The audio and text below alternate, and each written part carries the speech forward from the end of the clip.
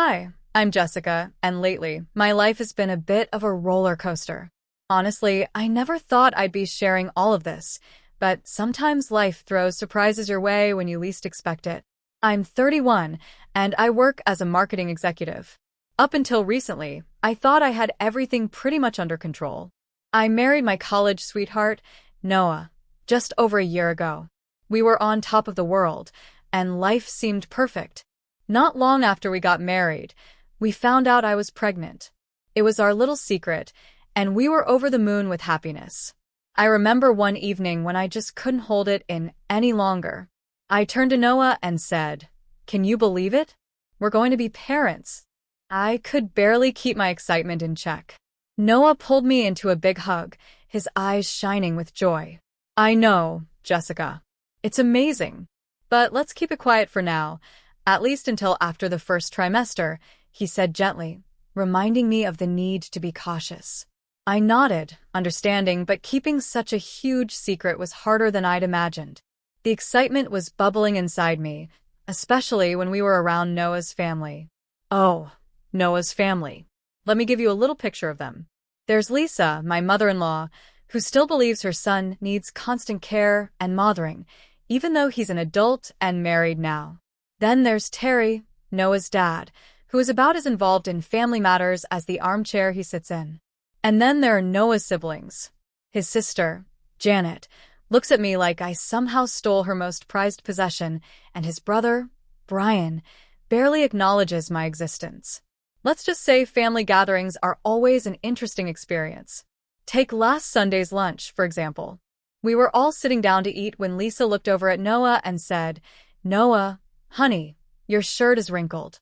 Jessica, don't you know how to use an iron?" Her tone was sharp enough to cut through glass. I felt irritation rise in me, but I managed to keep my cool. "I'll make sure to double-check next time, Lisa," I replied, forcing a smile, even though my patience was running thin.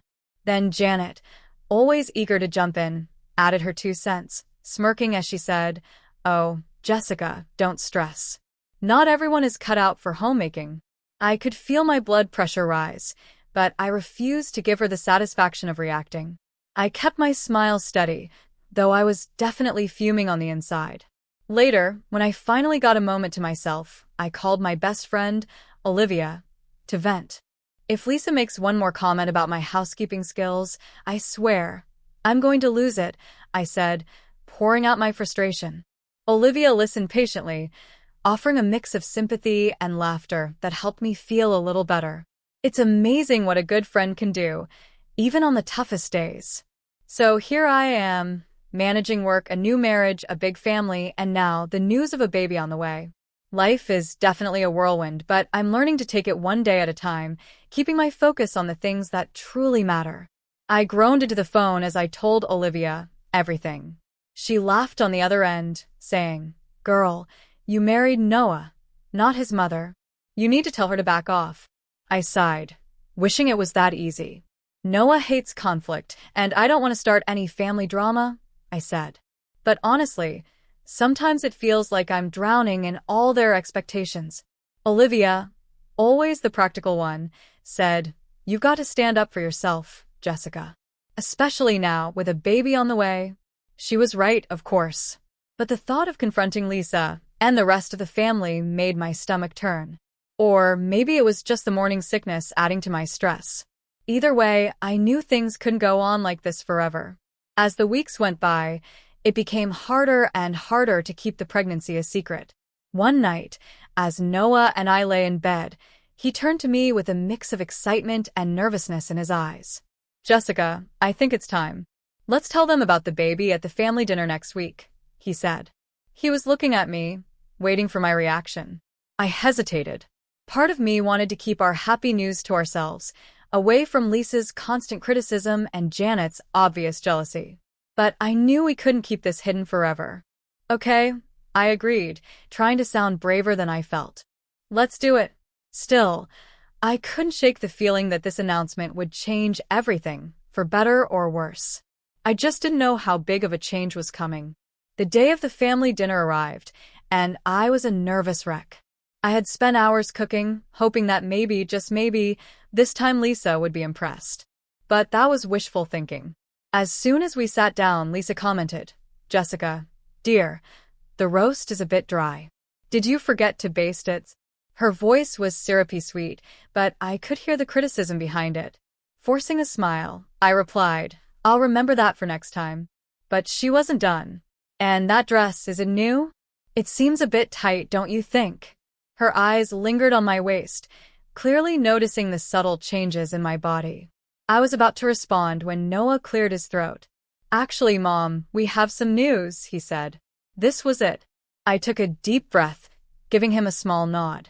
"Jessica and I are having a baby," he announced, smiling.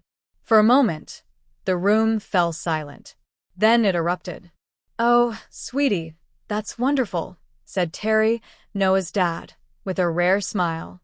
Brian, Noah's brother, muttered a half-hearted congrats. Janet's face twisted with what I could only describe as jealousy.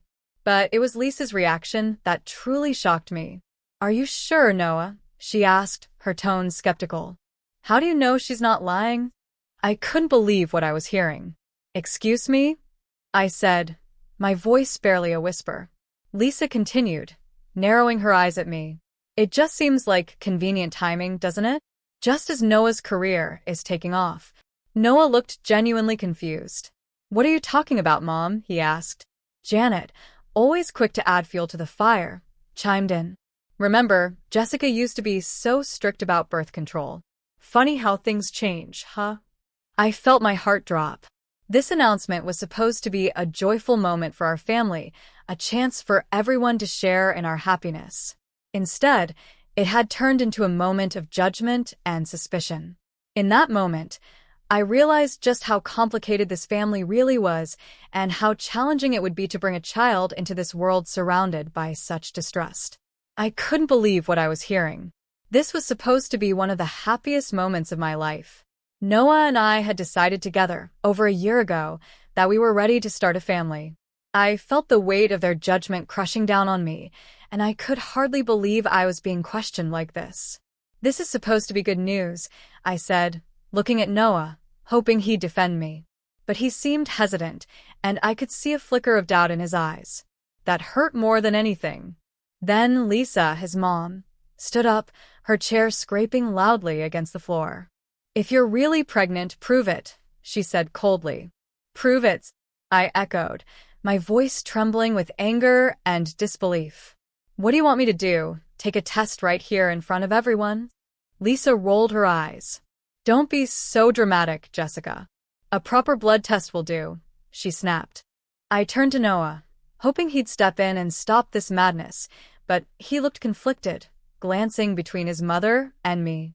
Then, to my shock, he said softly, maybe it's not a bad idea, Jessica. Just to put everyone's minds at ease." My heart felt like it had shattered into pieces. How could he even consider this? How could he question me like this? I took a deep breath, my world spinning. "This is insane. I'm leaving," I said, turning to go. But Lisa moved in front of me, blocking my way. "Not so fast. If you walk out that door, we'll all know you're lying," she sneered. "Get out of my way, Lisa," I said firmly, trying to push past her. But then, everything happened so fast, and yet it felt like slow motion. Lisa suddenly shoved me, her hands pushing me backward. I stumbled, trying desperately to regain my balance. I saw Brian, Noah's brother, reaching out, trying to catch me, but it was too late. I fell backward, tumbling down the stairs. Everything went black. When I finally came to, I was lying on a stretcher in an ambulance, tears streaming down my face as the memories replayed in my mind. Lisa's harsh face, Janet's smug look, Noah's silence, and Brian's desperate attempt to grab my arm. My mind was spinning with one terrifying question. Would my baby be okay? The ambulance sped to the hospital, and soon, I was surrounded by doctors and nurses. Their voices were a blur as they moved around me, checking my vitals and asking questions. All I could focus on was my overwhelming fear for my baby. I blinked awake later to the steady beep of monitors. A doctor was standing beside my bed, smiling gently. Mrs. Thompson, you're awake. Good news, the baby is safe. You're both going to be okay, he said softly. A wave of relief washed over me, but it was quickly replaced by anger and hurt. How could this have happened? How could Noah's family doubt me? And worse, how could Noah himself have doubted me? I knew that things could never go back to the way they were. As I lay there, recovering, one thought filled my mind. I had to protect my baby, no matter what. And I wasn't sure if I could ever truly trust Noah or his family again. I remembered why I was there, lying in the hospital bed. Noah stood nearby, looking pale and unsure. Jessica, I'm so sorry. I don't know what happened, he began, but I cut him off, feeling anger rising inside me. What happened? I said, my voice shaking. Your mother pushed me down the stairs. That's what happened. Noah flinched, looking uncomfortable. Mom says it was an accident, he murmured. She was just trying to stop you from leaving. Before I could reply, Olivia burst into the room, full of energy and worry. Jessica. Oh my God, are you okay? She asked, rushing to my side. Then she turned to Noah, her eyes fierce. And you? How could you let this happen? Noah stammered, trying to explain, but Olivia wasn't having it. Save it, she snapped, cutting him off, then turned back to me, her voice soft. I'm here now, Jessica. Whatever you need. When Noah finally left the room to take a break, I filled Olivia in on everything that had happened. Her expression grew angrier with each word I said. We're not letting them get away with this, she said firmly. Just then, we heard familiar voices out in the hallway. It was Lisa and Janet, talking just loud enough to catch bits of their conversation. We just need to convince Noah it was an accident, Lisa was saying. Jessica has always been clumsy anyway. She's probably faking this pregnancy. Olivia's eyes widened. Without a word, she pulled out her phone and began recording the conversation as their voices faded down the hall. I felt something harden inside me. I was done being pushed around. Olivia, I whispered, I need your help. We're going to fight back. Over the next few hours, we made a plan. Olivia managed to talk a nurse into giving us copies of my medical records, which clearly showed proof of my pregnancy and my injuries from the fall, evidence of what had really happened. We should get statements from the hospital staff, too, Olivia suggested. They can confirm the condition you were in when you arrived. I nodded but hesitated. What about Noah? I asked. He's been texting me, but it's clear he believes his mom's story. Forward me the messages, Olivia said, her voice strong and determined. It's all evidence, Jessica. She got to work, gathering everything we needed. Then I made a call I never thought I'd have to make. Hello, is this the office of Diane Morgan? I need to speak with her about a domestic abuse case. A little while later, Olivia returned, looking pleased. Got it all, the medical records, staff statements, and that lovely recording of Lisa and Janet plotting, she said. I took a deep breath and looked at her. Olivia, I've made a decision. I'm leaving Noah. She looked at me gently. Are you sure? Yes. I have to for my baby's safety and for my own peace. Just then, Noah walked back into the room, looking nervous. Jessica, can we talk? Mom wants to come and apologize, he said, sounding hesitant. No, Noah, we can't talk, I replied firmly. And no, she can't come. I'm done. Noah looked shocked. What do you mean? I mean I'm leaving, I said, feeling a wave of calm wash over me. I can't be part of this family anymore, Noah, I said, trying to keep my voice steady. It's not safe for me or our child.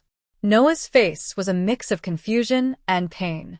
But Jessica, we can work this out. Maybe it was all just a misunderstanding. Olivia, standing beside me with a firm expression, interrupted him. She said she's done, Noah. You need to respect that, she said, her tone unwavering. Noah looked stunned as he slowly left the room, the door closing softly behind him. I felt a mixture of sadness and relief wash over me. Leaving wouldn't be easy, and I knew the road ahead would be tough. But for the first time in days, I felt a small spark of hope. Turning to Olivia, I whispered, "What now?" She gave me a determined smile. "Now we get you somewhere safe, and then we make sure they face the consequences." Months passed, and I was now 6 months pregnant, living with Olivia in her cozy apartment. My baby bump was obvious, a constant reminder of why I was fighting so hard to stay strong and keep moving forward. One morning, as I was waddling around the apartment, Olivia handed me a glass of water. "Ready for court today?" she asked. I nodded, feeling both nervous and determined. As ready as I'll ever be.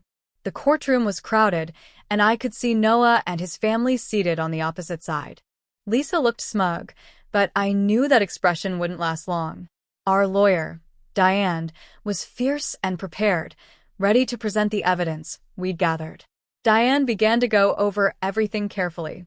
She explained my medical records, presented statements from hospital staff, and then added, "Your Honor, I'd like to present audio evidence of the defendants plotting to cover up their actions." Lisa and Janet's faces turned pale as their voices played over the courtroom speakers. The audio captured Lisa talking about the accident and Janet supporting her. Noah looked shocked, as if he had been punched in the gut. Then the judge's voice rang out, addressing Lisa. "Mrs. Thompson, you pushed your daughter-in-law down a flight of stairs, endangering both her life and that of her unborn child. How do you plead?" Lisa, visibly shaken, stammered, "It was an accident. I didn't mean." The judge held up a hand. "Save it for your lawyer, Mrs. Thompson. You are facing charges of assault and endangering an unborn child." During a break, Noah approached me, looking worn and regretful. "Jessica, I had no idea," he said, his voice barely above a whisper. "I'm so sorry. Can we please talk?" For a moment, I felt a hint of pity, but then I remembered those painful days in the hospital, his doubt, his silence, his choice to believe his mother over me. I took a deep breath. "No, Noah, your apology means nothing. You chose them over me and our child. There's no coming back from that." His face crumpled, but I stayed strong. I had a future and a child to protect now. Later, as we waited for the judge's final decision, I held my breath. The judge's gavel struck, loud and final. In the matter of Thompson versus Thompson, this court rules in favor of the plaintiff, Mrs. Jessica Thompson. She is granted a divorce, full custody of the unborn child, and a settlement of $700,000 for emotional damages and medical expenses. I let out a long, relieved breath, feeling a weight lift from my shoulders. The fight was finally over. Now, I could look forward to a fresh start, free from the judgment and doubt of Noah's family. I had a future to rebuild, for myself and my baby, and I knew that this was only the beginning. I hadn't realized I was holding my breath until it was finally over. We had won. Now, 3 years later, I'm standing in my living room, blowing up balloons for my daughter Lily's 3rd birthday. She's my little warrior, born against all odds, now toddling around with the sweetest babbles and laughter. As I set up the decorations, Olivia walks in, arms loaded with presents. "Where's the birthday girl?" "Annie Olivia's got some goodies," she says with a big grin. Lily squeals with joy and hurries over to her, clapping her tiny hands in excitement. Watching Lily's delight, I can't help but think about how much has changed since those hard days. Today, I'm running my own small marketing business. I've turned my pain and past struggles into a mission to help others who have gone through hard times, too. Through my work, I help other survivors share their stories and find strength in speaking up. It's rewarding to know that my own journey can make a difference. Lisa, Noah's mother, is serving her sentence now. It turns out that pushing a pregnant woman down the stairs has real consequences in the eyes of the law. Justice was served, and I found my peace, moving forward without the fear and negativity she brought into my life. More friends arrive as the party fills the house with laughter, warmth, and love. These friends have become my family, the family I chose. Looking around at everyone here, I feel so grateful to have these people by my side. As the party winds down, I carry a sleepy Lily up to her room and gently tuck her into bed. I stroke her hair and whisper, "Happy birthday, my brave girl. The world is yours." In that quiet moment, I realize that the world is mine again, too. This life I have now is a fresh start, hard-earned and fiercely protected. I know that whatever challenges come next, Lily and I can handle them together. We've already been through so much and come out stronger. Before I go, I want to ask you something. If you had been in my shoes, would you have given Noah a second chance?